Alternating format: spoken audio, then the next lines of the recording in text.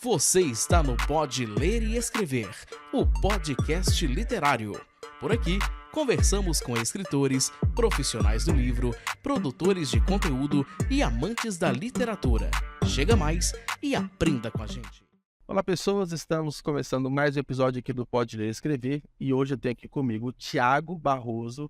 Thiago, que ele é autor do thriller policial O Homem que Explodiu o Presidente, um dos finalistas do Prêmio Eco de Literatura 2023. Também é jornalista, editor e possui publicações em diversos veículos, como Forbes, O Globo e outros. Thiago, boa noite, tudo bem com você?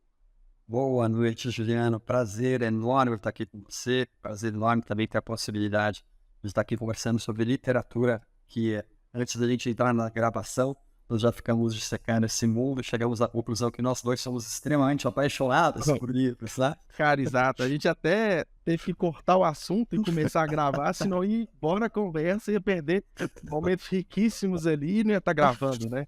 Então, a gente vai basicamente continuar esse bate-papo que a gente estava antes aqui. E, cara, eu tenho uma... Quando, né, a gente se apresentou, a gente se conheceu, né? Naturalmente, de cara, eu cheguei no seu livro, né, O Homem que Explodiu o Presidente, porque você tem comunicado bastante sobre ele, foi lançado recentemente. Eu acho que o primeiro ponto que chama bastante atenção é o próprio título do livro, né?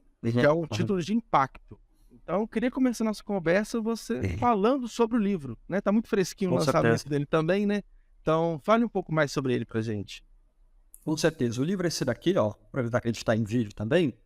Legal. Eu vou mostrar. A capa é bem legal, gostei também, viu? A capa, né, nesse formato de gravador, ela se comunica diretamente com o livro, Juliano, porque esse livro é dividido em 12 capítulos, sendo que, na verdade, cada capítulo corresponde a uma fita gravada pelo protagonista do livro, cujo nome é Otelo, né? O livro, O Homem que Explodiu o Presidente, ele é um livro sobre vingança, tá? E uma vingança bem direcionada. Vingança direcionada contra o presidente da República. Agora, o que é importante a gente deixar isso aqui bem claro, que a motivação para essa vingança não é uma motivação política nem ideológica, tá? Ela é uma motivação estritamente passional por conta de algo que foi feito pelo presidente a esse protagonista e a família dele, tá? Então, é interessante a gente colocar, porque talvez o caminho mais fácil seria justamente recorrer ao apelo ideológico, mas a literatura nem sempre o mais fácil é o melhor, né? Na vida como toda, né? Então eu quis trazer essa passionalidade, a vingança, né? Não é coincidência que o nome do protagonista é o Derek, como eu falei, deu uma referência direta a essa obra do Shakespeare. Então o leitor encontra diversas citações, diversas passagens shakespearianas ao longo do livro, e o Shakespeare, naturalmente, se não foi o maior, com certeza está no top 5 dos autores que melhor detalharam a natureza humana e as implicações da vingança no nosso dia a dia, no nosso cotidiano. Eu sou jornalista de profissão, então eu tenho que admitir que boa parte da origem do título veio desse faro jornalístico, identificar a sensibilidade temporal da palavra presidente. Ele foi um livro lançado em novembro, nós tivemos o pleito presidencial mais disputado. E polêmico, né? E polêmico, muito polêmico, né? Diga-se de passagem. O Brasil, desde o processo de redemocratização. Então, naturalmente, eu quis colocar presidente na capa. E é uma razão para ser o homem que explodiu o presidente, embora a história pudesse ser o homem que explodiu o senador, o homem que explodiu o governador, tá? A figura política aqui, de fato, foi adotada pela relevância que ela tem, né? E justamente por esse time que eu mencionei, que foi tentar publicar o livro logo depois das eleições, né? Então, O Homem que Explodiu o Presidente tem essa temática centrada em vingança. Repito, não é um livro ideológico, não é um livro partidário, muito menos panfletário, tá? E vingança, eu acho que acaba sendo um tempero que torna, geralmente, as obras literárias mais interessantes e, ao mesmo tempo, é um sentimento, uma ação que todas as pessoas conseguem se relacionar com ela. Ou porque já tiveram a oportunidade de se vingar de alguém, ou então porque foram vítimas de uma vingança, né? Então é um tema que tende a nos aproximar de uma história literária. Esse é o mote principal, tá? De O Homem que Explodiu o Presidente. Cara, que legal, bem curioso, porque Eu imagino que você deve ter recebido feedbacks positivos, negativos em relação à questão mais política, né? Porque quando se fala sobre explodir presidente e numa época presidencial tão conturbada quanto foi recentemente aqui no Brasil, teve às vezes quem pegou direto para ler, porque às vezes conhece, assim, eu sei que o Thiago vai falar de tal, vai ser enviesado de tal forma, quero pegar aí para ler, ou teve gente que falou assim, eu não quero ler essa porcaria por conta disso. Você sentiu isso, as pessoas levando a política mais a sério do que deveria, no caso do seu livro de ficção? Senti, tem até um caso interessante aqui para compartilhar contigo, Juliano. De novo, um ponto que eu acho que é importante fazer aqui é que o livro foi lançado em novembro, né? Então foi anterior aos atentados do dia 8 de janeiro, que nós vimos, né, os atentados contra o Supremo Tribunal Federal, o Congresso e contra o Poder Executivo, né? Então o livro foi publicado em novembro. Eu diria que, se não me engano, foi semana seguinte, do dia 8, eu recebi uma mensagem no meu Instagram, né? No direct do Instagram. Juliano, só uma coisa.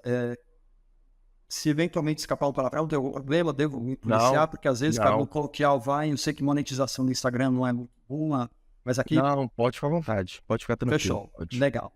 E aí eu recebi um direct no Instagram falando que o meu livro era uma bosta. E por favor, falei, caramba, acho que eu tenho um leitor que não gostou muito do meu livro, né? Mas sabe que tudo bem, né? Deixa eu tentar pegar um feedback do leitor e entender o que ele não gostou, porque esse livro é o primeiro romance que eu publico, mas não vai ser o único, né? Então, nada melhor do que aprender com o feedback, né? Com os comentários dos leitores. Aí eu perguntei para esse cara, né?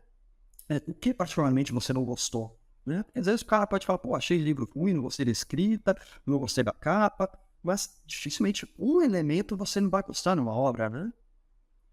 Aí eu perguntei para ele o que particularmente você não gostou. Aí ele respondeu assim, tudo, em caixa alta, todas as letras maiúsculas. Aí eu pensei, caraca, gente, será que eu consegui tanto com alguém? Será que é por causa do perfil dessa pessoa? O que foi? Aí eu fiquei com essa pulga atrás da orelha, sabe? Aí eu tinha falei, deixa eu fazer a última pergunta, minha última interação com esse sujeito. Aí eu respondi pra ele, você leu livro? E aí veio a resposta dele, eu não acho que eu não vou nessa bosta. Então eu acho que isso acaba refletindo uma preguiça intelectual que não é exclusiva dessa pessoa, mas é uma preguiça intelectual que vem crescendo. E nem do livro, né? Também não tem livro, né? Sim, exatamente, mas é uma preguiça intelectual da gente criar presunções, desenvolver preconceitos sem se dar o trabalho de fazer uma verificação daquilo. Então, literalmente, estamos julgando algo pela capa, né? Mas é um reflexo muito natural do comportamento de internet, muitas vezes, porque... Com certeza. Se não fosse esse canal direto, né, dessa pessoa com você que é o autor, ele não vai fazer isso com todos os livros que ele vê na rua, né? Numa livraria, alguma coisa assim. Mas acho que é um reflexo direto de pessoas que leem a manchete e já colocam a resposta ou distorcem a manchete, a matéria, né? Você que é jornalista, você sabe muito bem disso. E a gente viveu anos aí de fake news, que era isso, né? Você tinha um dado ou uma matéria e você distorce tudo em cima, ou já sai falando abobrinha por conta só do título, né? Então ele foi um retrato muito claro disso, né? Muito fidedigno disso que a gente vem vivenciando. Porque para mim ficou muito claro que ele nem se dá o trabalho de ler o livro, ele mesmo explicitou isso, né? E aí fez uma livre interpretação da mensagem. É uma frase que, de fato, é um título que, de fato, é polêmico, ele é intencionalmente polêmico. Mas eu esperava que espero, né, que de fato as pessoas não sejam tão preguiçosas e de fato leiam o livro, porque de novo, não é um livro panfletário, é um livro totalmente apartidário, e acho que tem uma história interessante aí a ser explorada, né? Mas de novo, é curioso, né, porque o meu primeiro hater é alguém que de fato nem leu o trabalho, então é esse mundo maluco que a gente está vivenciando, né? Mas é algo que, de certa forma, poderia ser esperado, né? Do tipo assim, pelo menos opiniões controversas e distintas uma da outra, porque foi uma provocação intencional, né? Você propositalmente colocou o título do livro ali para ser polêmico, né? Com certeza. E o ato em si, sendo bem honesto contigo, foi totalmente indolor para mim. O que me dói realmente é ver pessoas que... Porque provavelmente se ele fez isso comigo, ele é o cara que faz isso com absolutamente tudo, ou com outras coisas ao longo da vida. E geralmente essas pessoas a gente sabe que são aquelas mais facilmente manipuladas, mais facilmente direcionadas a pensar de determinada maneira e tal, né? Então, eu acho que o sentimento que aflorou, depois que eu sentei, eu lembro que eu peguei a mensagem assim, eu falei, pô, toma água, eu sentei aqui, fiquei pensando, refletindo comigo mesmo, falei, cara, pô, a pessoa que tem essa visão de mundo, ela vai perder tanto na vida, vai perder tanto na vida. Isso vale mais, isso reflete mais sobre a pessoa do que o próprio livro, obviamente, Absolutamente. né? Então, é um comportamento da pessoa, né? E eu acho que é engraçado que, por exemplo, né, os meus livros estão publicados, tem algumas resenhas no Scooby, por exemplo, no Goodreads, na Amazon e tal, e a gente consegue ver a mudança de comportamentos, a pessoa tá comentando na Amazon ou no Scooby, por exemplo, né? Eu consigo ver muito claro, assim, a diferença talvez você consiga... O seu livro já tem pouco tempo, mas com os dias talvez você tenha essa percepção também. No Scooby, por exemplo, eu vejo as pessoas detonando muito mais o livro, né? Os meus livros de uma forma geral, e muitas das vezes não é de forma contextualizada.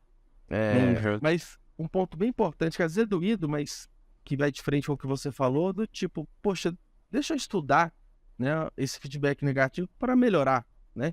Todo mundo tá passível de melhora. Eu tento pensar muito nisso, né? Que a gente consegue tirar de positivo uma crítica que às vezes dói, né? Quando a gente ficou, às vezes, tanto tempo escrevendo o livro, quando vê um comentário negativo, a gente fica até um pouco chateado, às vezes, né? Mas é maturidade do escritor, né? Maturidade. E em termos práticos, sendo bem objetivo, é claro que nós não somos só razão, nós somos sentimentos também, né? E uma crítica, de fato, magoa a gente, né? Porque a gente mesmo conversou, né? Escrever exercício solitário, são semanas, são meses, né? Sozinho, no final, sentar em frente ao computador, e você fez tudo isso para entregar um trabalho que você considera, no mínimo, razoavelmente bom, a ponto de poder ser publicado. Então, quando você recebe algum comentário que não é positivo, você de fato fica triste, chateado e tal, mas vida que segue. Agora, ainda assim, dito isso, Juliano, eu tendo a preferir críticas que me ajudam a enxergar algo que não está bom, não está tão bom quanto poderia ser, porque aquele tapinha nas costas é aquele elogio que não diz absolutamente nada. Pô, teu livro é legal pra caralho. Mas é legal, por quê? Por qual razão? O que você gostou? Você gostou do personagem? Você gostou da velocidade da trama? Você gostou da estruturação dos capítulos? Sabe? Às vezes uma crítica impulsiona, por mais dolorosa que ela seja, impulsiona o escritor a melhorar muito mais do que esse elogio fazia. O elogio é cruel, né? A crítica é para a esquerda. Sim. E até um ponto que eu tenho visto, assim, eu gosto muito de conteúdo, entretenimento de uma forma geral, então eu vejo muita análise de filme, de livros também, de séries e tudo mais. E várias das pessoas, seja youtubers e tudo que eu vejo, eles não dão nota, seja por um livro ou por um filme. Justamente porque a nota te tendencia a já gostar ou não gostar do livro, do filme logo de cara, tipo 3 estrelas, 5 estrelas, 4 e tal. E eu vejo que as plataformas de avaliação, não de avaliação, mas a Amazon, por exemplo, né? E qual que é a primeira informação que você tem? Título e avaliações do livro e preço. Sim. Então, assim, é um balizador, naturalmente, você pode gostar ou não do livro, mas de repente tem uma importância muito maior porque é uma percepção tão pessoal e muitas vezes a pessoa não gosta porque o final não foi o que eu esperava, por exemplo, né? Vou falar muito do primeiro livro que eu lancei, que, diferentemente no seu caso, que é o título, meu final ele é muito polêmico, é um final que não é usual, assim. Mas eu falei assim, foda-se, né? Tô pensando aqui, eu vou começar a chutar no pau. Então tem muita gente que não gosta, mas pode afastar, né? Então essa questão da nota, ela pode ser problemática, né? Então... E por uma razão que eu acho que é fácil para quem estiver escutando a gente, quem estiver vendo a gente, é fácil a gente perceber isso, porque um critério básico de seleção, né? Você prefere ver um filme nota 5 ou você prefere ver um filme nota 1? Naturalmente você vai responder, eu prefiro ver um filme nota 5. Sim. Só que não necessariamente você sabe qual que é a qualidade técnica do avaliador que atribuiu nota 5 para aquele filme e do avaliador que atribuiu nota 1 para aquele outro filme. Então a gente pega a nota como se fosse uma divindade celestial que atribuiu essa nota, e a gente não sabe necessariamente qual que é a competência, que critério aquela pessoa utilizou para avaliar o livro. Ela tem um conhecimento técnico, sabe? Então, de novo, eu acredito que é assim, um balizador importante, mas quando ele é encarado de forma isolada, muitas vezes ele me tira no pé, Victor. E um ponto que geralmente as pessoas não consideram que um livro que você gosta ou não gosta é diferente do livro ser bom ou ruim, né? Absolutamente. Então, o gosto é pessoal, assim, uma percepção minha, né? Pô, um livro bom pra mim, primeiro, você tem um livro físico na mão, você até mostrou o seu, né? E ele é pela Flávia, eu sei que são livros que têm boa qualidade, os livros impressos.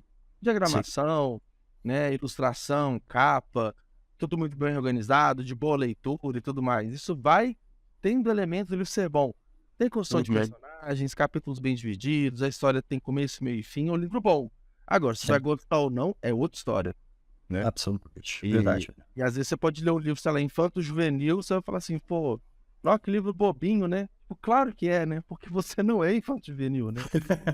Você já a gente, né, barbado e tal, não vai gostar do livro para adolescente. Não é pra você não é o público-alvo, não é daquele livro.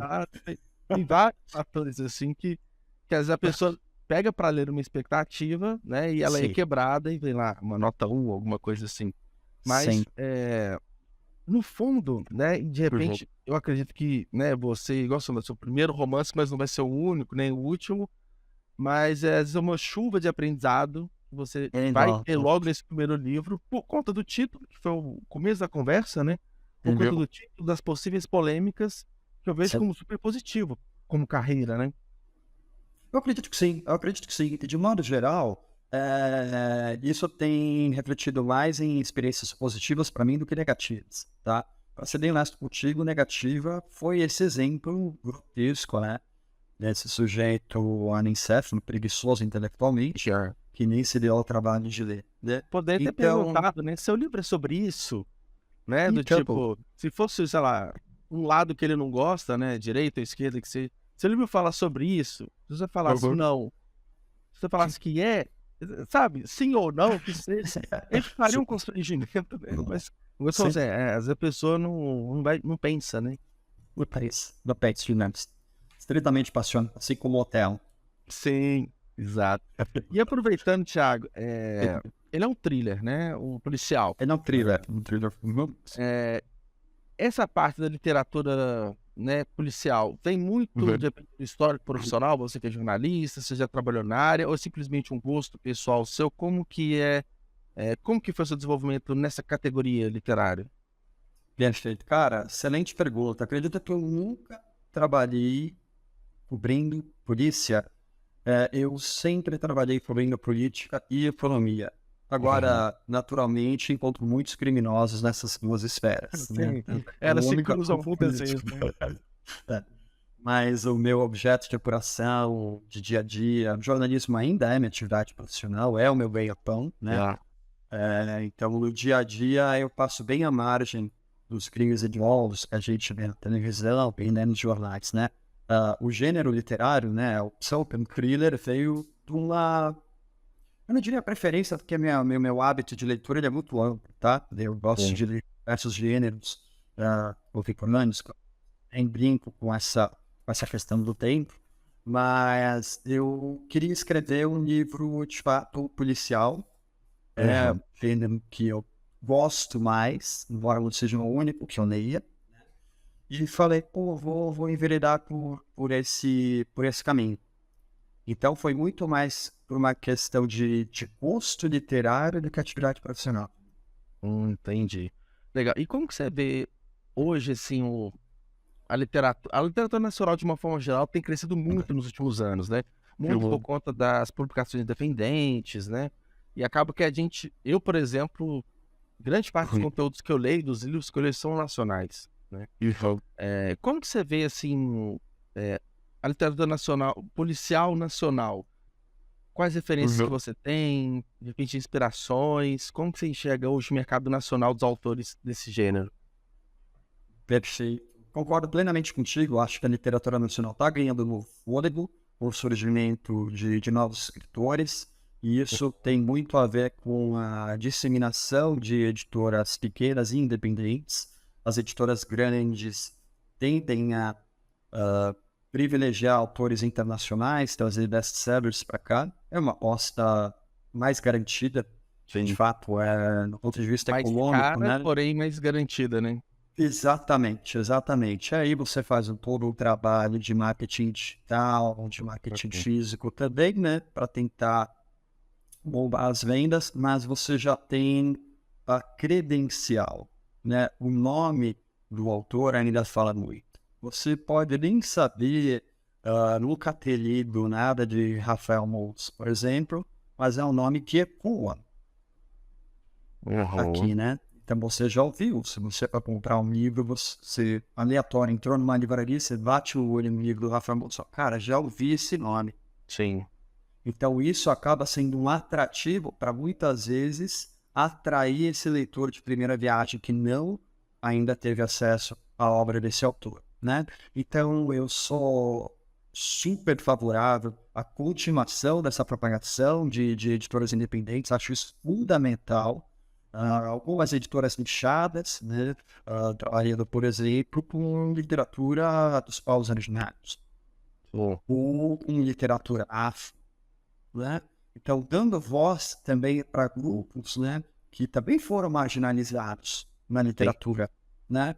Não só na sociedade, mas também na literatura. Então, eu acho que isso é extremamente interessante. Em relação à literatura policial, eu tenho visto duas movimentações.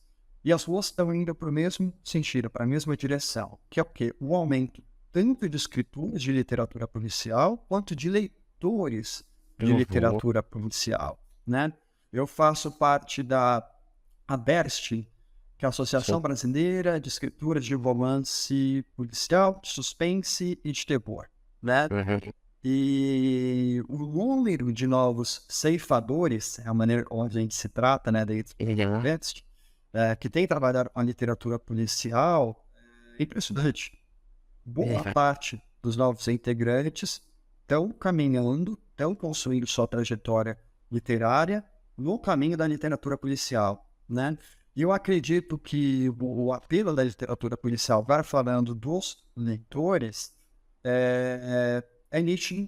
Isso a gente pode trazer, para enxergar isso, nós podemos trazer referências de outros meios, que não os livros. Basta você ver o acervo de filmes, por exemplo, da Netflix. As séries de produção autoral da Netflix. Ou da própria Globoplay. O número de séries True Crime, por exemplo, da Globoplay é impressionante, né? Sim. E, claro, esses caras não colocam dinheiro em algo que não rentabilize, né? Então, acredito sim que a literatura policial está, a nível nacional, está ganhando cada vez mais espaço, o que é excelente. Literatura marginal, a literatura policial sempre foi vista como algo mais marginal, como uma literatura inferior, que para mim é inconcebível quando você tem... Eu peguei, deixei lá, separei alguns livros aqui para a gente conversar depois, mas quando você pega o Robin Fonseca, por exemplo, ou você vai ter a audácia de o Alfredo Garcia Rosa, por exemplo, de falar que esses caras fazem uma literatura de baixa qualidade. Eu venho do jornalismo, escutei muito, sempre escutei, ainda tem muita gente que critica crônicas, por exemplo.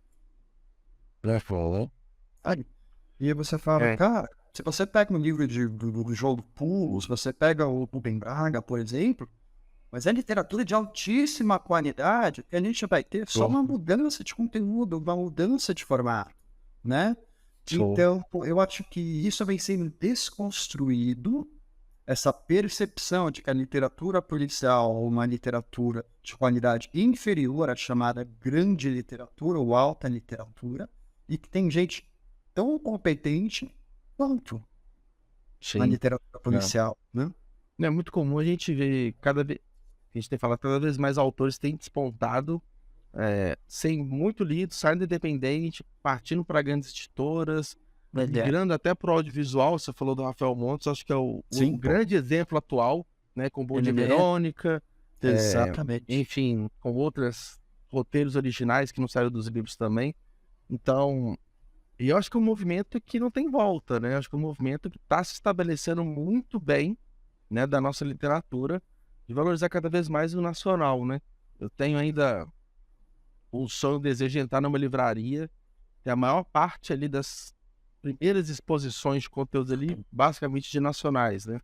Então, eu acho que é um movimento legal, importante e de valorização de cultura, né? Independente do gênero, se é policial, se é thriller, se é romance, enfim. Exatamente.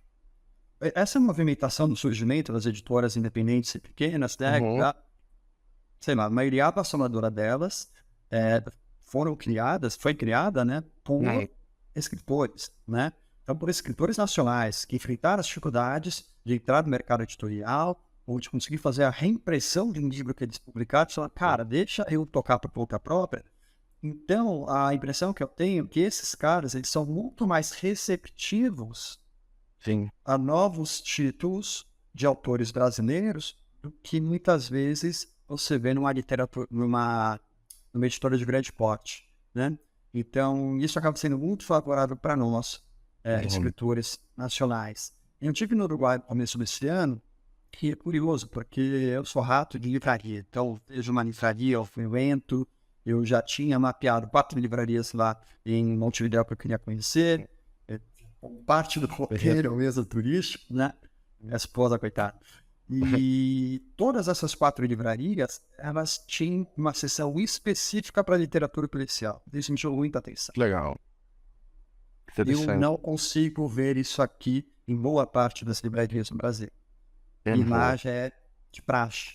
Então mostra que a literatura policial tem uma relevância maior no Uruguai que a gente encontra aqui no Brasil. E espero um dia a gente poder entrar em livrarias grandes, em redes varejistas grandes, e ter uma sessão dedicada à literatura policial. Eu espero que isso aconteça. É engraçado que é algo que está tão presente no dia a dia do brasileiro, né?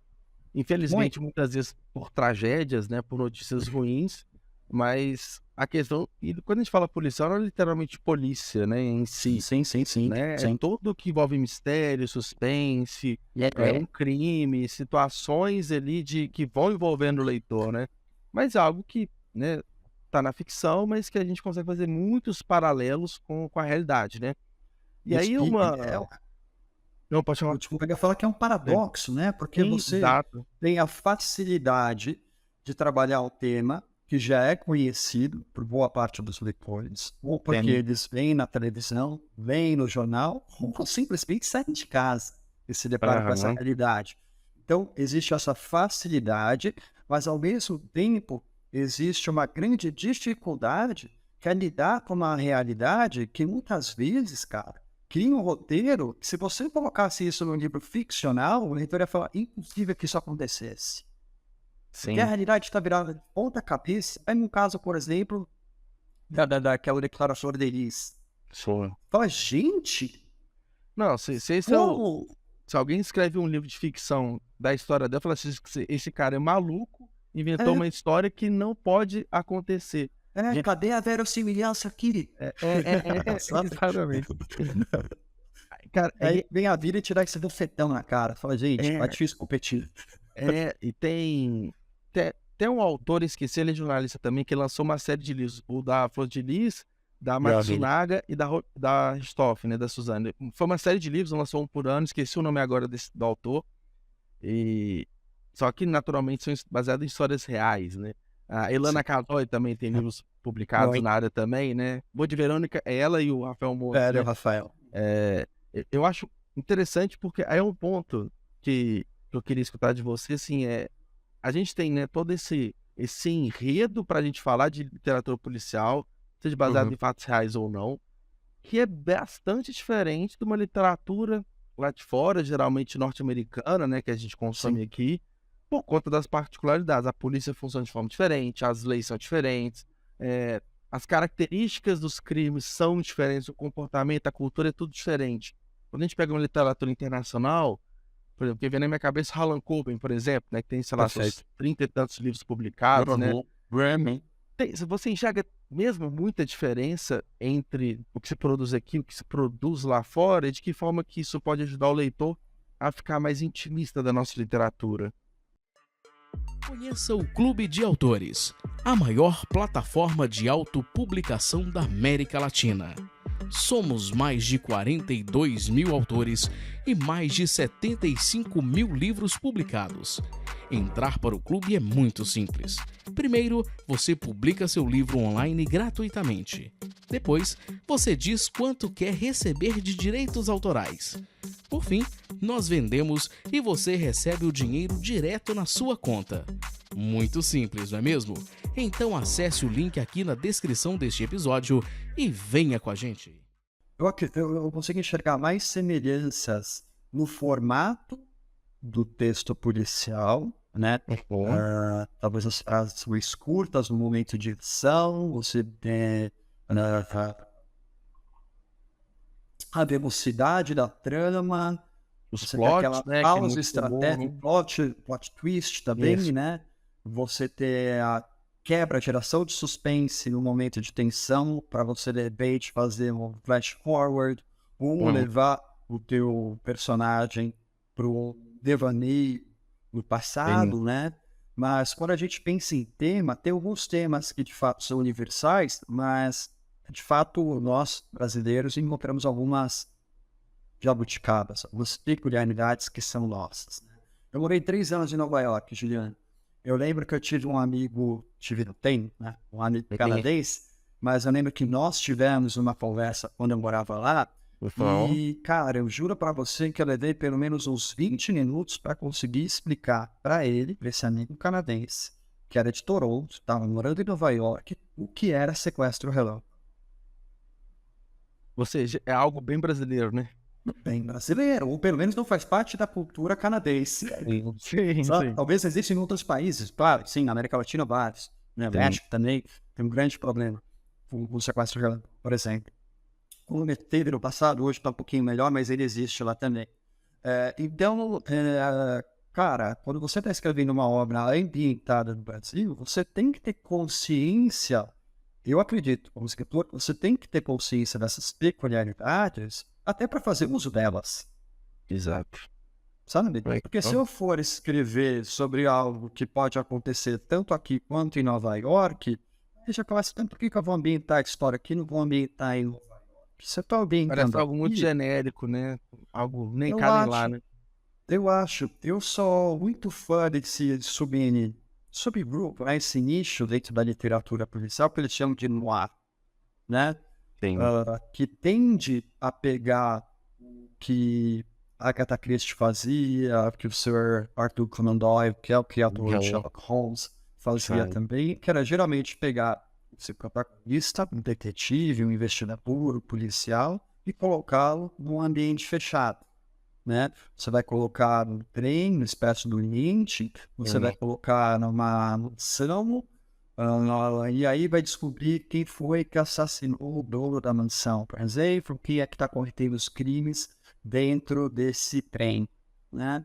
O noir, ele pega esses personagens, pega o protagonista e joga ele na rua. Então ele vai passear pelas ruas, ele vai sentir o cheiro da poluição dos carros, ele vai pisar no popô do cachorro, ele vai ver a prostituta girando a bolsa na esquina. Então isso se aproxima da realidade geográfica física, né? Então, quando a gente... O livro, né, O Homem que Explodiu o Presidente, bebe muito dessa fonte, ele tem essa pegada no ar. Então o personagem ele é ambientado todo em São Paulo, né? Então o personagem circula pelas ruas de São Paulo, né? E circular pelas ruas de São Paulo é diferente de circular pelas ruas de Quebec. Não, com certeza, né? São diversas particularidades e eu acho que interessante também que você falou, né, São Paulo, Quebec. Por mais que eu não seja de São Paulo, né, poucas vezes, é mais fácil eu entender quando você fala de Avenida Paulista, quando você fala de uma Augusta, por exemplo, e tal, do que, sei lá, qual rua que existe em Quebec, sabe? Então, pro leitor brasileiro, por mais que não seja de São Paulo, ainda mais São Paulo, né, que é a maior cidade, acho que essa, pelo menos na minha visão, que eu gosto muito de livro nacional, é essa conexão muito mais rápida, que a gente, essa conexão emocional que a gente consegue ter com o livro é muito mais rápida, porque tá ambientado ali, né? É muito mais fácil de entender, de familiarizar, de sentir, às vezes, o que um personagem sente, porque é algo que pode acontecer comigo amanhã, não sei, sabe? Algo mais próximo, né? Eu gosto muito de Alfredo Garcia Rosa, e ele, cara, ambientava todas as histórias do Rio de Janeiro, principalmente Zona Sul, Copacabana e tal. Cara, quando eu fui pro Rio a última vez, eu fiz questão de pegar os livros do Garcia Rosa e tentar criar um mapa por onde esse personagem passou, pra eu falar, porra, legal, cara, e batata, a descrição perfeita. Se o cara andou 3 quadras e chegou na rua Barata Ribeiro, você andou 3 quadras, você chega na Barata Ribeiro. Então é até gostoso, sabe? Aí você olha pra é assim mesmo, né? É gostoso, sabe? É aquela questão de tudo, qualquer história. A parte fundamental de qualquer história, seja um texto jornalístico, seja um texto ficcional, é criar essa relação com o teu leitor. Essa aproximação com o seu leitor. Esse sempre é o desafio de qualquer contador de história, seja ficcional ou não ficcional. Né? E aí a gente pode utilizar esse recurso geográfico que nós conhecemos bem, nós nascemos aqui, crescemos aqui, vivemos aqui, e a gente sabe identificar as coisas às vezes pelo cheiro. Exato. Às vezes, olhando, você fala, cara, tem alguma coisa errada, essa rua nunca tem trânsito, o que aconteceu lá? Deixa eu dar um pulo e ver. Aí você vai ver que tá uma casa pegando fogo na esquina. Sabe? Então eu gosto muito, eu sempre incentivo quem tá entrando na literatura, quem tem interesse em escrever, pra focar na sua realidade. Faça um bom uso, velho. E até pra quem tá começando, né, Thiago, acho que é um ponto importante, que é mais fácil você criar uma história com um ambiente, um espaço que você já conhece, do que você criar do zero um universo, uma cidade que não existe, porque a chance de ficar confuso ou não conseguir conectar bem, né, vários atos ali da história é muito maior. Então, pô, você mora numa cidade, né, ou você conhece alguma região, tente por aquilo, né, que você já conhece. A chance de erro é menor, né? Com certeza. Tolkien é quem é, porque ele foi uma exceção. É uma mente brilhante, capaz de criar mundos, monstros, seres fantásticos, elfos, hobbits, ogros, etc e tal. Mas, cara, não é todo mundo que tem vocação para ser Tolkien. Né? Então, cara, se você tá começando um projeto novo, vamos devagar. Eu falo para o pessoal que tá querendo, né, começar, fala, pô, mas eu tô com dificuldade. Fala, por que você, em vez de escrever um romance, você não tem que escrever um ponto? Sim. Tipo, você vai trabalhar a sua concisão. A concisão é fundamental no livro. E aí você pode, depois que você for escrever o seu romance, levar essa sua experiência de falar mais ou menos palavras. Então, devagar, sabe? Deixa eu falar, baby steps. Sim. Um passo de cada vez. Exato. E até aproveitando esse viés, Thiago, né, da questão de preparação do livro, né? Como que foi, né, a gente vai falar de primeiro romance, né? Como que foi a concepção da ideia, a escrita, a preparação? A gente sabe que essas etapas anteriores são, muitas vezes, um caminho tortuoso, difícil, não é rápido. Como que foi todo esse momento e até chegar na editora? Perfeito. Teve muito trabalho de pesquisa e eu gosto sempre de falar. Tem gente que, eu não gosto de pesquisar, eu gosto de sair escrevendo. Eu falo, tudo bem. Não tem problema como você vai fazer. Se você pesquisa antes, escreve depois. Se você escreve antes e pesquisa depois. Mas a pesquisa tem que entrar em determinado momento na sua história, se de fato você busca trazer verossimilhança para a sua trama. Por exemplo, o Otelo, protagonista de Um Homem que Explodiu o Presidente, eu vou falar isso porque não é spoiler, tá na sinopse e tal, tá? Ele encontra um bilhete de loteria premiado e são os recursos desse bilhete que possibilitam que ele leve adiante o plano de explodir o presidente da República. Então eu tive que pesquisar desde coisas que talvez para algumas pessoas sejam óbvias, mas, por exemplo, qual é o procedimento para resgatar um prêmio da loteria? Onde que eu tenho que ir? Eu vou na lotérica, onde eu apostei um jogo, eu vou na Caixa Econômica Federal, posso ir no meu banco, é pela internet, é presencial, quanto tempo leva para esse dinheiro cair na minha conta, e depois que esse dinheiro cai na minha conta, o que o Banco Central determina, por lei, o limite de dinheiro, o limite de valor que uma pessoa pode retirar da sua conta sem ter a necessidade de comunicar o Banco Central. Então, pô, Thiago, mas isso daí é chato, mas isso é importante pro livro. Porque imagina se eu escrevo que o cara foi no Itaú e sacou o dinheiro, aí você vai falar, porra, a Juliana vem, você vem pra mim e fala, porra, Thiago, meu pai tem lotérica, bicho, não é assim, cara. Você tem que ir na lotérica, você tem que ir na Caixa Econômica Federal, dá pra você ir no Itaú. Já matou meu livro. É um detalhe simples, né? Que não é uma informação crucial ali da história, mas que, poxa, você perde o leitor ali, né?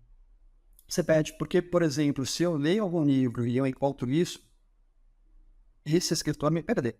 Sim. O Thiago já começa a ler esse livro, fala, poxa, acho que talvez eu leia esse livro mais para aprender o que eu não devo fazer do que o que eu devo. Né? E ainda falando de um exemplo, né? Numa narrativa longa, né? No romance, a chance de erro sem uma pesquisa pode ter vários pontos da história, né? Sim, e a pesquisa é gostosa. Eu não sei se eu falo isso porque minha atividade profissional como jornalista pede muita pesquisa, então eu gosto de pesquisar, eu gosto dessa sensação de chegar à noite em casa e encostar a cabeça no travesseiro e falar, pô, aprendi uma coisa nova hoje. Sabe, é legal. Pelo menos tem prazer em fazer isso. Então, foi um livro que equilibrou pesquisa com sensibilidade e principalmente 2 temas que acabam encapsulando, né, o homem que explodiu o presidente. O primeiro tema, não em ordem de importância, tá? Mas só para a gente conseguir dividir aqui as ideias. O primeiro tema foi uma constatação que eu fiz do aumento de atentados contra políticos. Nós tivemos o assassinato recente do ex-ministro do Japão, Shinzo Abe, um brasileiro que tentou assassinar Cristina Kirchner, vice-presidente da Argentina. Tivemos o assassinato por mercenários colombianos do presidente do Haiti. Então, eu falei, cara, o que está acontecendo? Então, eu queria trazer para a minha história um atentado contra uma figura política. E aí, a gente já conversou, né? Só volta das eleições e tal, determinei que seria o presidente. E a outra linha de pensamento foi a questão da Mega Sena, né? Nós vemos agora, estamos há 2 meses da Mega da Virada.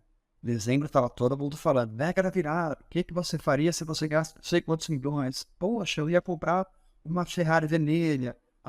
Eu ia comprar uma fazenda de gado no Mato Grosso. Eu ia comprar uma casa beira-mar em Trancoso, na Bahia. Eu quis desconstruir esse apelo materialista e falar, tá aqui um personagem tem a possibilidade de fazer tudo isso, mas ele vai utilizar os recursos para levar a cabo o seu plano de vingança. Então, também acaba sendo uma crítica indireta a esse materialismo que hoje faz com que nós nos reconheçamos pelo que você tem e pelo que você faz, mas não por quem você é. É muito comum você falar, pô, fulano começou a namorar, pô, o que a menina faz? Cara, é automático. É automático. Você fala, pô, e a menina? Pô, mas a menina, como que ela é? Ela é tímida, ela é extrovertida, pô, ela gosta de cinema, ela gosta de... Não, cara, o que ela faz? Então, eu quis também fazer uma certa crítica em relação a esse materialismo tão exacerbado. Então, foi da conjunção dessas 2 ideias que surgiu o embrião do ápice de um presidente. E aí, no meu processo de escrita, Juliana, eu gosto muito de ter um norte, mas eu não gosto de escrever sabendo exatamente tudo o que vai acontecer.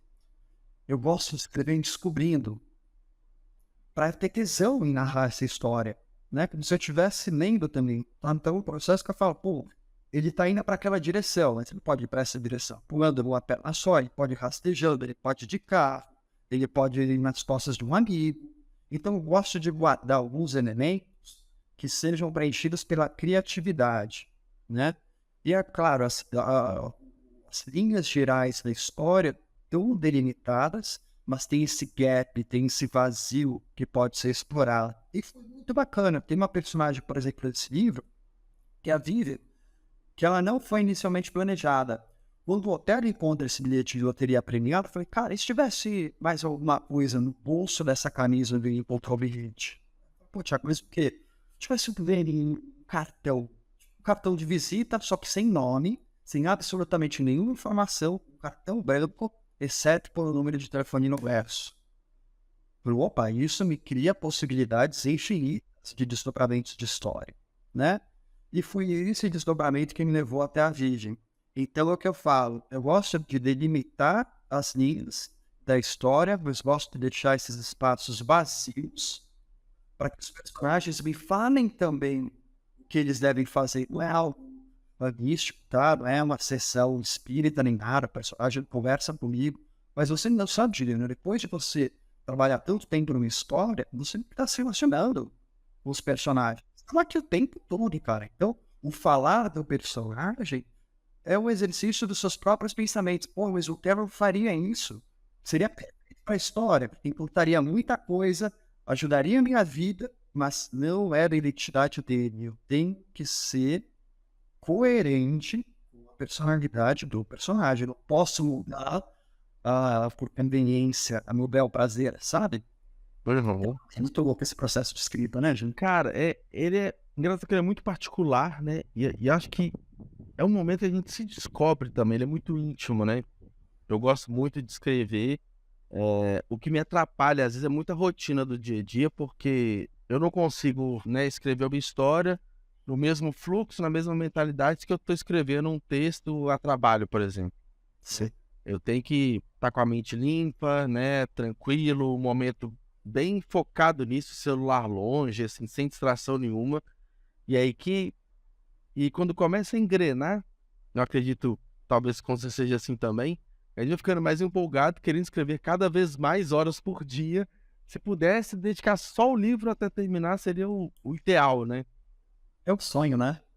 É o sonho de viver Isso só acaba sendo o escrevendo, nosso né? grande norte, né? Exatamente. Eu também compartilho dessa tua visão. Quando eu tenho possibilidades de encavalar algumas horas seguidas para me dedicar ao livro, cara, É eu bom tô com um demais, né? sorriso de orelha a orelha. Você mergulha, você faz as coisas com calma. Agora, infelizmente, a vida se impõe, né? Então, o processo de escrita, cara, ele é muito fragmentado. É difícil eu conseguir criar esses slots, sabe? Tipo, 3, Sim. 4 horas seguidas. Então, por repente, são 40 minutos. Cara, deixa eu pelo menos avançar o parágrafo. E aí é aquilo, cara, virar a chavinha, porque se você esperar uma inspiração, se você esperar Não vem nunca, né? luz aparecer, cara, o título estaria nem feito. Sim. E durante a escrita do livro, você sabia questão de publicação, de lançamento, de venda? Como que ocorreu isso? Porque é basicamente 2 etapas. Você escreve, né? E aí depois vem todo o trabalho de preparação do livro para a publicação. O pós-escrita, né? Como que foi? Revisão, capa, todas as etapas até lançar.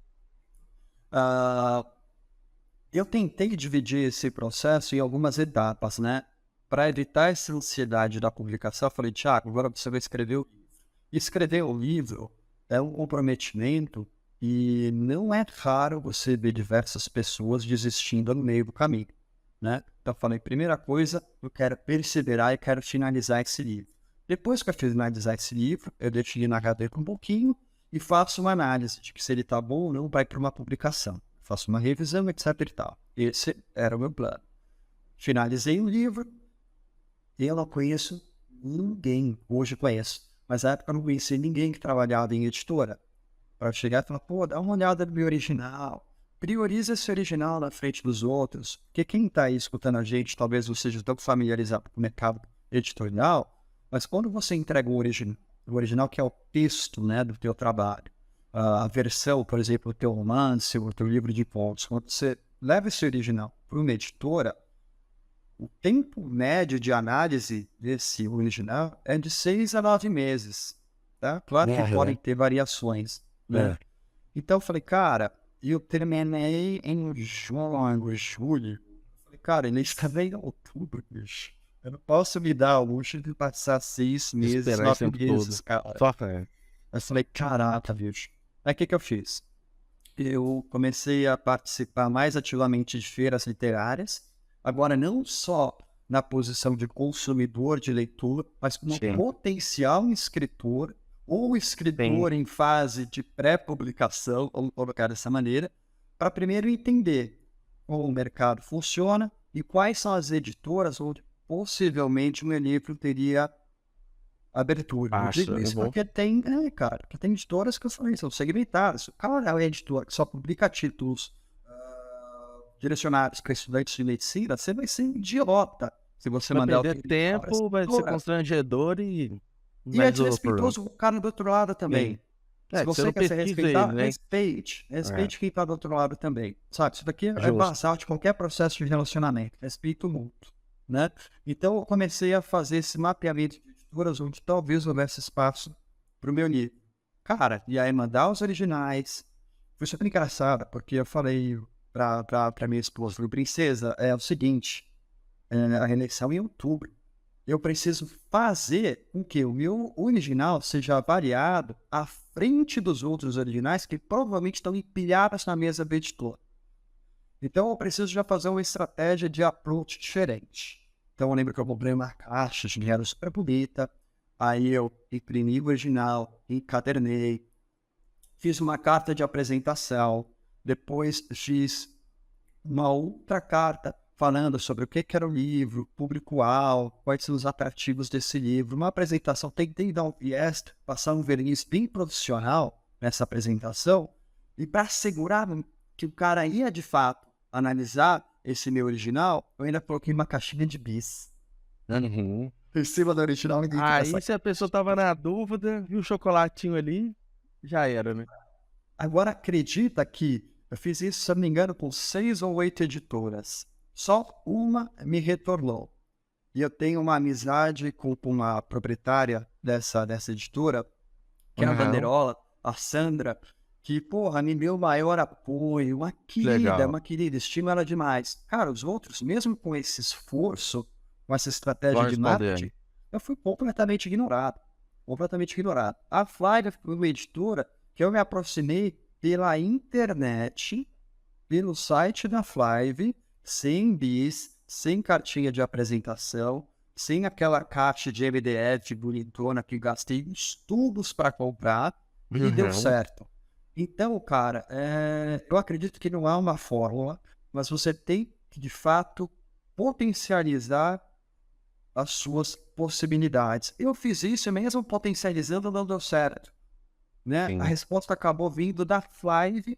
E aí, na hora que eu comecei a conversar com o Lucas, comecei a conversar com a Marina, comecei a entender um pouco mais da Flávia, fui fazer a verificação do stand da Flávia pessoalmente na Bienal de São Paulo, quis pegar o livro da Flávia, quis ver como que é a diagramação dos caras, tamanho de letra, se eu gosto, se eu não gosto, se a página é polling soft, nem amarelada para não forçar muito à vista.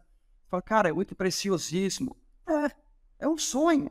Sim. Você não pode exigir pouco, né? Você não pode exigir... Sim.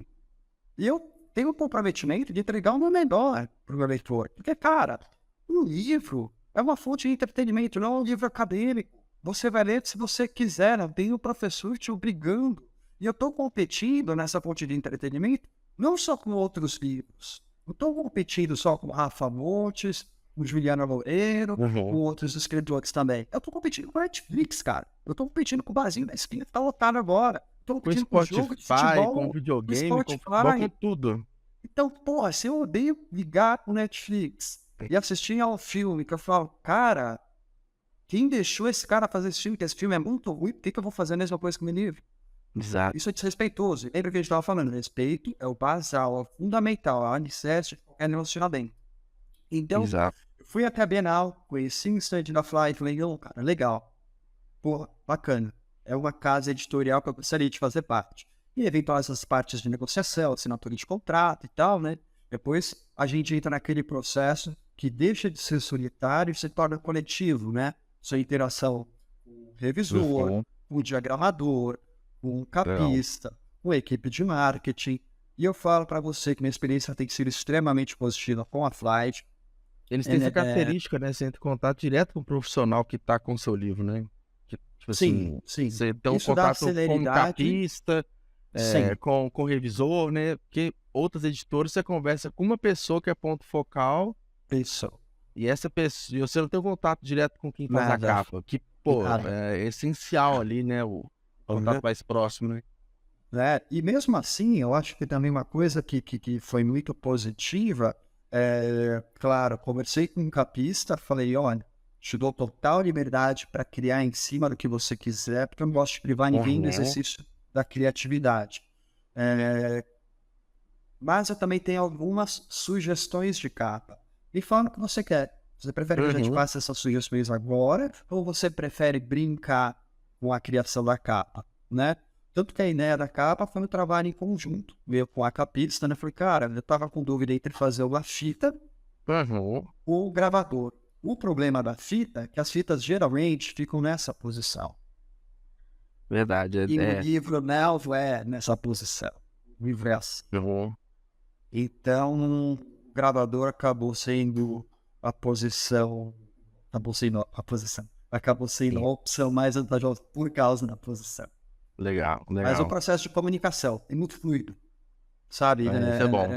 Muito Não, dinâmico. e no prazo, né? E no prazo que estava corrido, você estava quase perdendo o seu prazo ideal. Então foi questão de 3 meses ali, 3, 4 meses. 3 meses, cara. E aí foi uma força-tarefa, né? Editora uma graça, Marília, escritora também extremamente talentosa, trabalhando em cima do livro e todo mundo. Cara, vamos correr contra o tempo, porque as pessoas, isso foi muito legal, conseguiram entender que existia um time a ser explorado. Até do ponto de vista comercial também, né? Não faz sentido escrever um livro sobre Copa do Mundo em ano de Olimpíadas. Embora esse livro seja atemporal, o apelo dele tende a ser maior quando está todo mundo falando de eleição e presidência. Lógico. Sabe? Então, até eu comuniquei isso para a File. Se a gente correr, eu acredito que o retorno vai ser maior do que se a gente descansar um pouquinho e publicar o livro em janeiro. Se o Stop embarcar nessa, o Lucas foi primeiro, mergulhou de cabeça e a gente está aqui hoje batendo esse papo. Cara, que legal. Experiência, sim, podemos falar de sucesso, que deu certo e que você de fato ficou satisfeito com o lançamento, né? Muito. E isso também gerou tá muito recente, mas gerou assim aquele desejo de quero mais, né? De ter mais um livro, mais uma história. Já tá pensando em alguma coisa, mesmo com o lançamento há poucos meses? Entendeu? Com certeza. Tô finalizando a primeira versão de um novo thriller. Devo finalizá-lo agora no mês de março. Me impus esse deadline, né, até o final de março para eu terminar.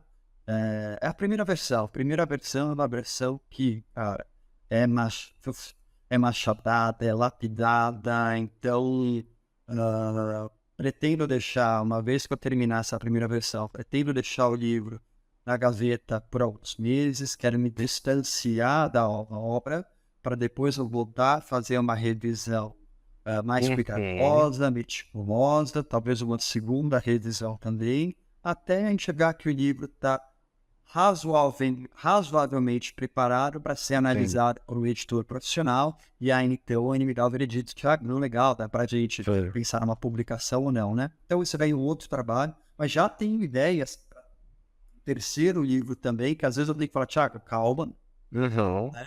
Porque a velocidade das ideias é infinitamente superior à velocidade da escrita, né? E ainda mais quando vira a chavinha, né, do primeiro livro, o cotidiano ele fica muito mais rico, no sentido, tipo, tudo pode virar uma história, né? Qualquer situação, qualquer manchete, qualquer fato pode virar uma história. A gente fica alerta quanto a isso, e na empolgação, né, no desejo de querer escrever muita coisa, a gente quer colocar 10 mil planos e tem que ter foco, né? Pé no chão para não distanciar do objetivo, né? Com certeza. E tudo tipo, tem uma história, né? Eu lembro, acho que tem um episódio do Friends que tudo gira em torno de uma chave que é esquecida dentro de casa, não consigo achar, perdida dentro de casa, não consigo achar a chave do carro, você sai para trabalhar, tem mais minuto atrasado. Cara, você vai ter 50 minutos de drama porque uma pessoa consegue encontrar uma chave, deixar para o carro para ir trabalhar. Isso aconteceu comigo, provavelmente aconteceu com você, provavelmente aconteceu com quem está escutando a gente. Trivial. Mas é a maneira como você conta que faz a diferença. Perder a chave, todo mundo perde, mas o que você fez? O que você sentiu? O que teu amigo falou para você? Por que você é desorganizado? Você se sente culpado de ser desorganizado? Tem um chefe por sabendo que você ia se atrasar para ele.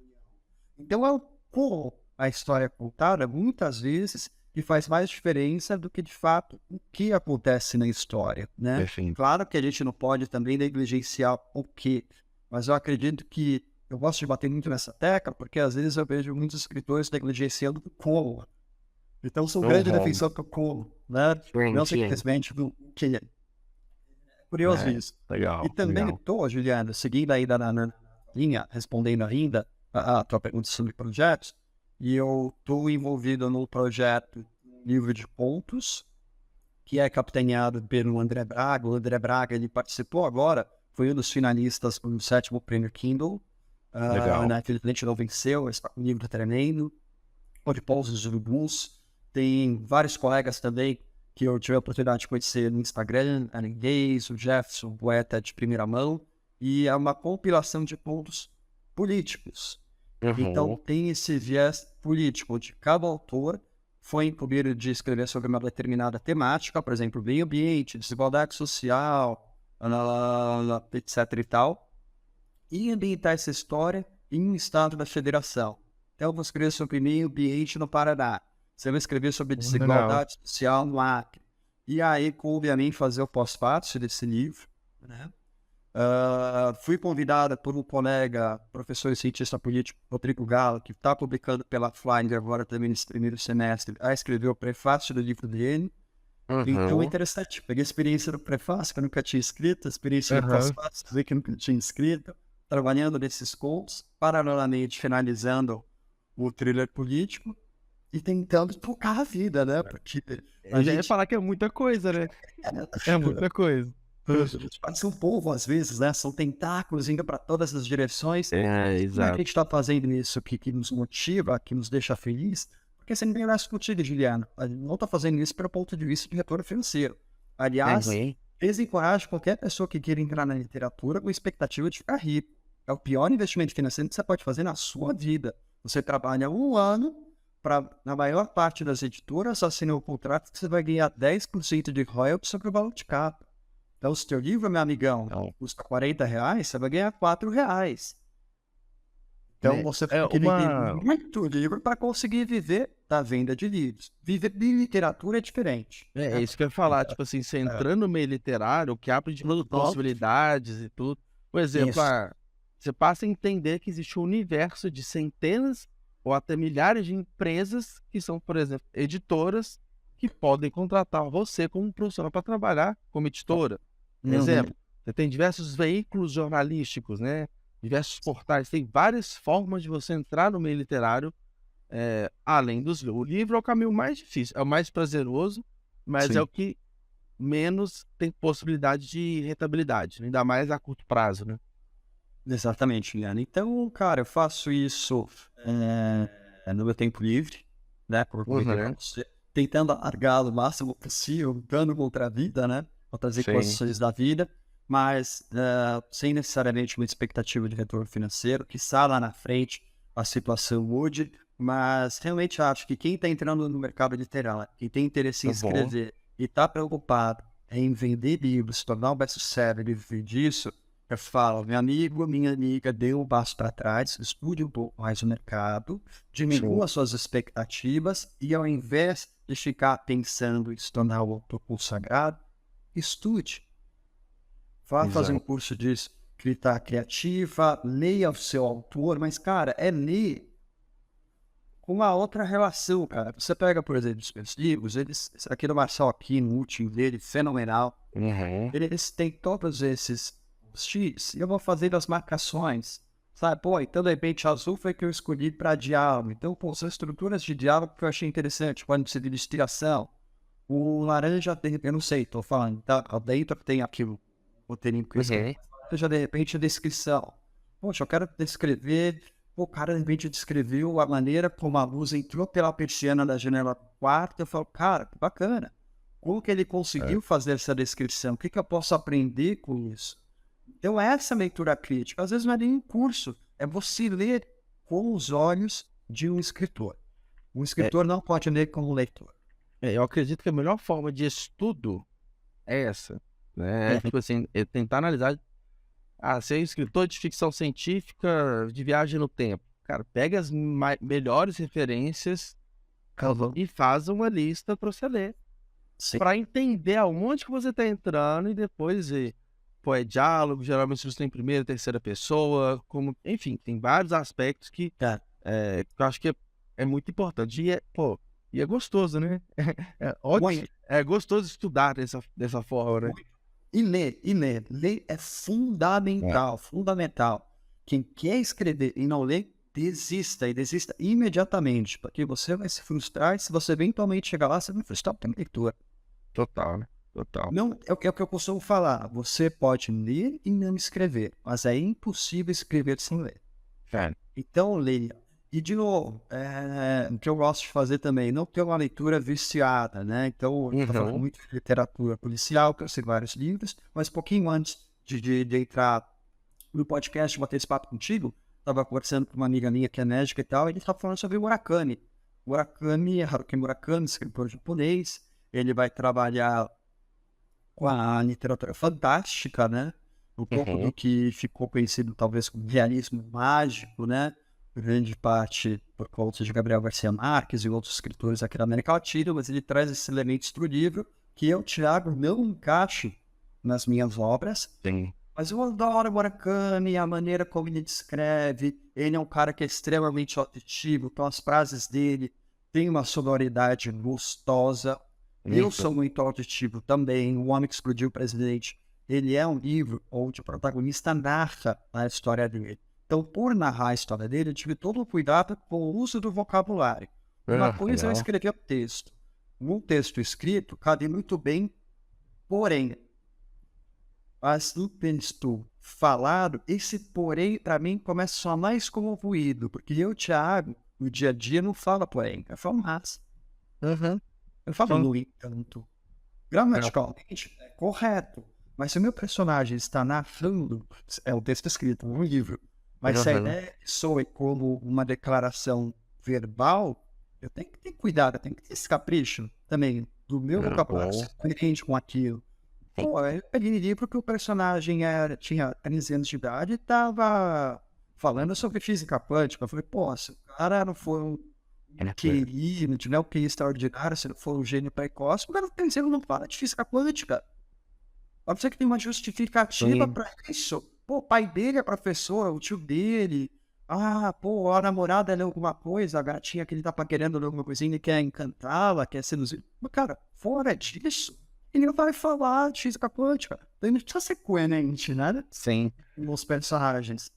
Isso tudo vem da base, literalmente, de estudo, né? Que inclusive é um ponto, pô, tô pensando numa história que é, sei lá, o cara, a mulher vai ter filho, o filho vai ser importante, o antagonista é de tal forma. Como que é o comportamento dessas pessoas ao longo da narrativa, né? Então, a melhor forma de aprender é você lendo livros que vai ter uma criança, igual você falou, vai ter um senhor de idade. Então, aí você vai entendendo como que é e tentar, né, colocar na sua obra, que é o que a gente falou lá atrás também, né? Fora a questão da pesquisa, né, sobre fatos, dados e tudo mais, é a pesquisa narrativa, né? Que ajuda a aprender o leitor e na construção toda você ter uma boa história, né? Sim, e coisas que são palpáveis, que a gente consegue visualizar no nosso dia a dia, depois fazendo essa transposição para a literatura. Um garoto de 13 anos tem uma velocidade de fala que é diferente do senhor de 87. Com certeza. Então isso pode refletir até no diálogo.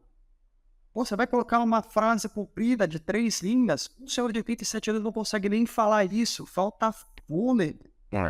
Então esse senhor vai ter que usar frases mais curtas, ou talvez reticências para pausas respiratórias, não sei, você que é um escritor que está aí trabalhando, vindo podcast.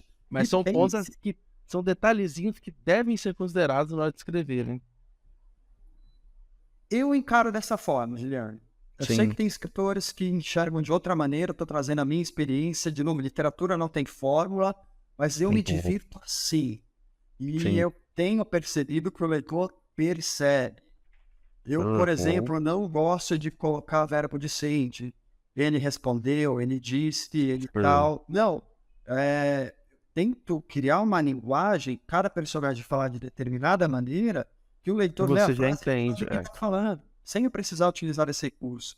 Pô, se eu consigo fazer você saber quem tá falando, qual que é o personagem que tá falando, cara, isso impregnou de tal modo na tua cabeça, que eu consegui fazer você mergulhar na minha história.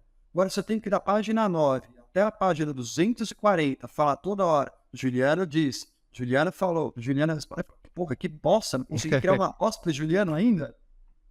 Sabe? Sim, compreendo.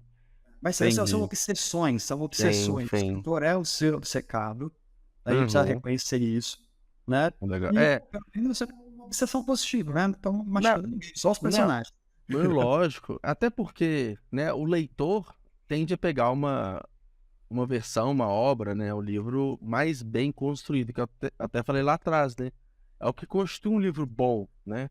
Você ter diálogos bem feitos, uma narrativa que se fecha, todos os aspectos físicos também do livro que a gente falou.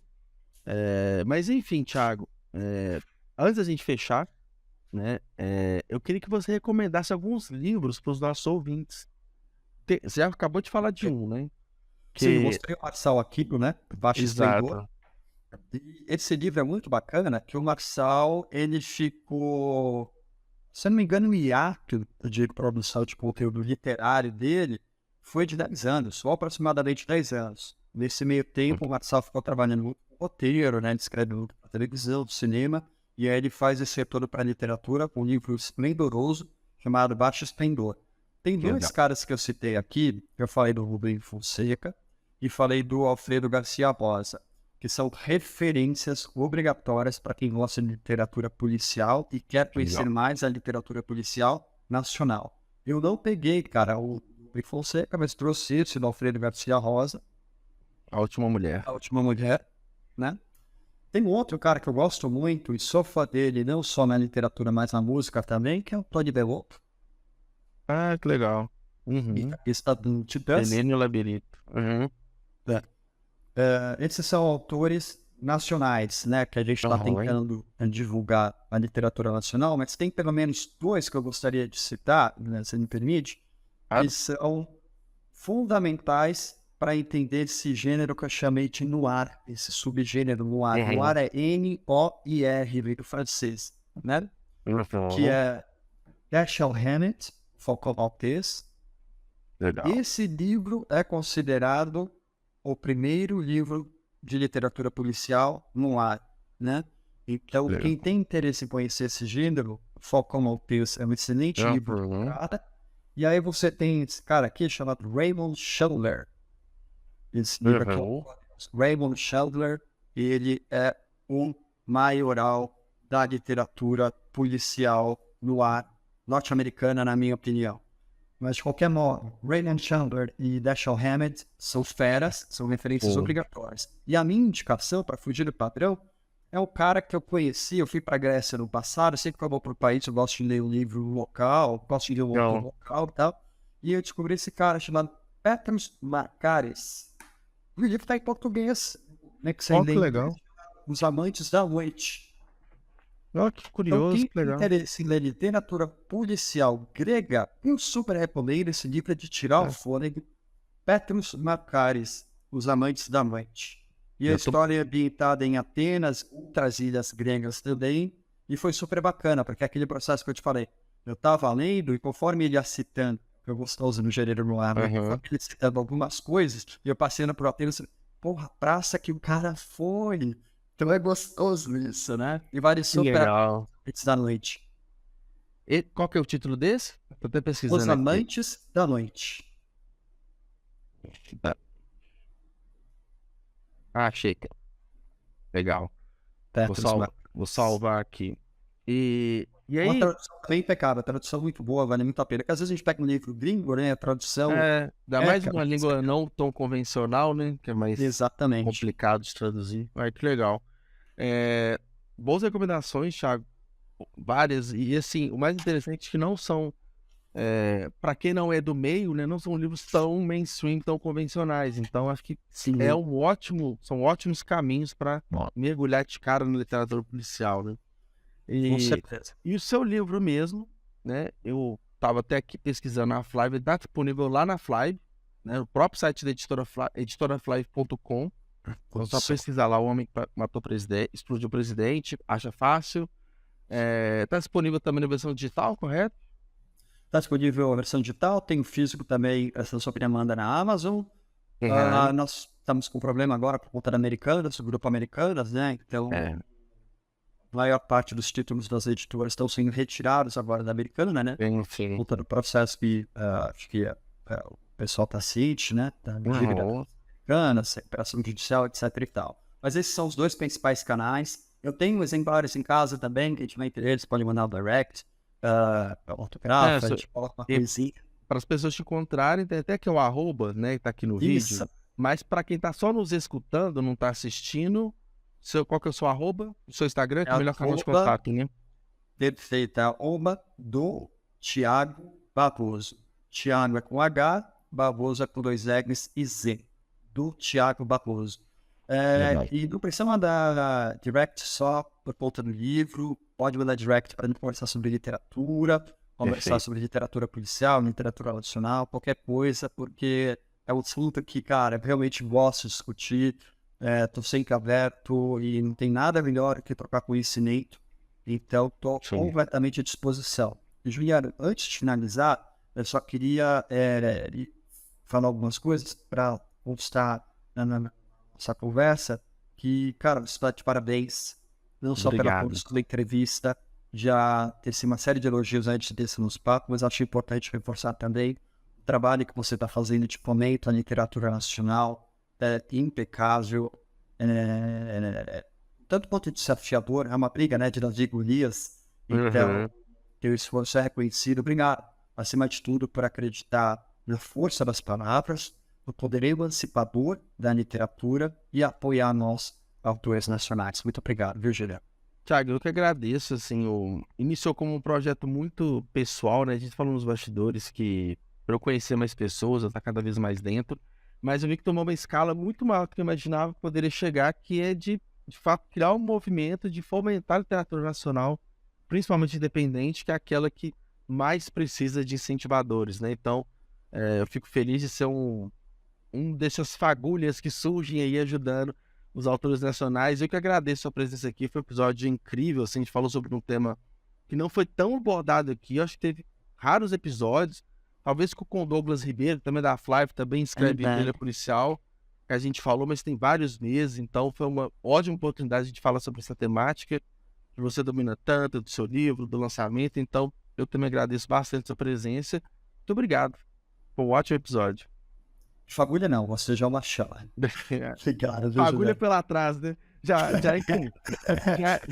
encandeceu, né? Já iluminou, né? 1 ano e meio já deu para pegar bastante fogo. Legal. Então, Thiago, muito obrigado, cara. Um abraço, viu? Até mais. Tchau, tchau. Tchau, tchau, Juliana. Muito obrigado.